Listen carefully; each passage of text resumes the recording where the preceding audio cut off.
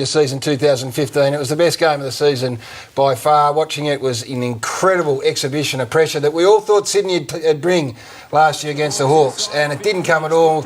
Massive disappointment for John Longmire and his coaching group. And look, there's never been any real doubt about it, but you wanted to see them come out and respond, and they did.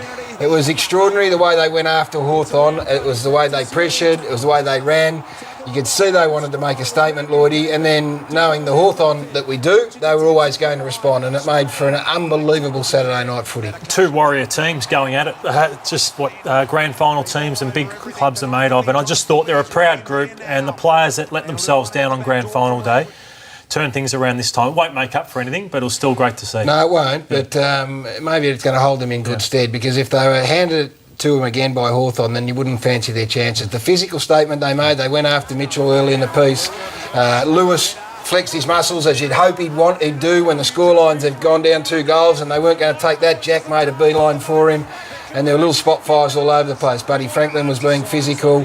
McGlynn on Mitchell was obviously Mitchell running around on his own in that grand final.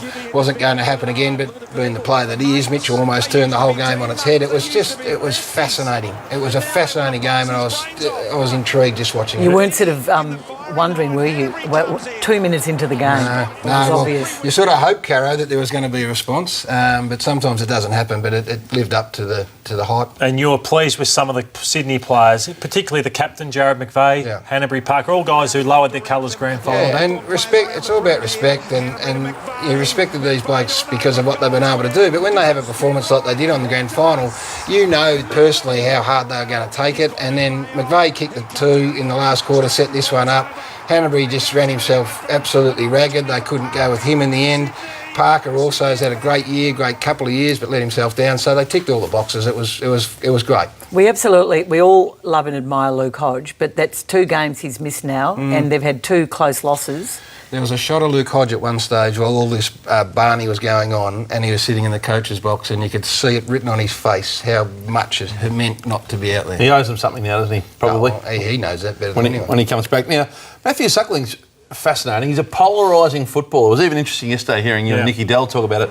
Nicky Dell says he's the best kick in the competition. You questioned him a little bit. It's interesting the tactics now being used against him. Yeah, it is, Hutch. I think Nicky Dell said, for every bad kick like this, you take it because he's such a good kick. But I just thought he can overcomplicate things at times, more than at times here, Matty Suckling. And I just don't think he gets exposed for the negatives because they can get away with it. I look at a Nick Malcheski at Sydney, now at Gold Coast. Suddenly all the things he probably got away with, zoning off, cutting off, now he can't get away with it at the Gold Coast. And it's just Matty Suckling's got to make better decisions at times, not to try and do too much. James Frawley paid his way. He was a big recruit, and he was recruited for this very specific reason. He didn't have much of the footy, but he kept Buddy Franklin goalless. For the second time, it has to be said, in 3 weeks, I think. But he, Gibson and Lake in that back half, they keep them together. They're going to be able to handle most contingencies. So that was the game they needed from James Frawley. He'd been good up until now, but you wanted to see him do it on a very big stage, and he was outstanding. He was James Frawley, and what he does give, he doesn't win a lot of balls, so now it allows their creativity of Gibson and Lake to zone off. And I think something I've been interested in, Hutch, 4 close losses now for Hawthorn.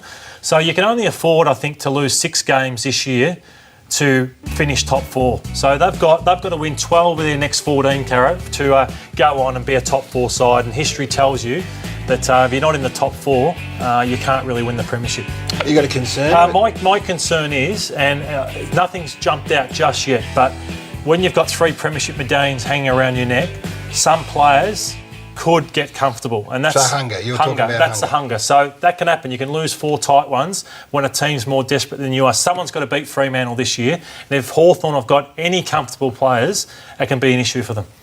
I think back to the Rice Smiles after the Essendon game where it didn't really burn them that much because they thought there were plenty more wins in them, and they can't afford to lose too many more. The Suns are in real trouble, and Gary Ablett's return still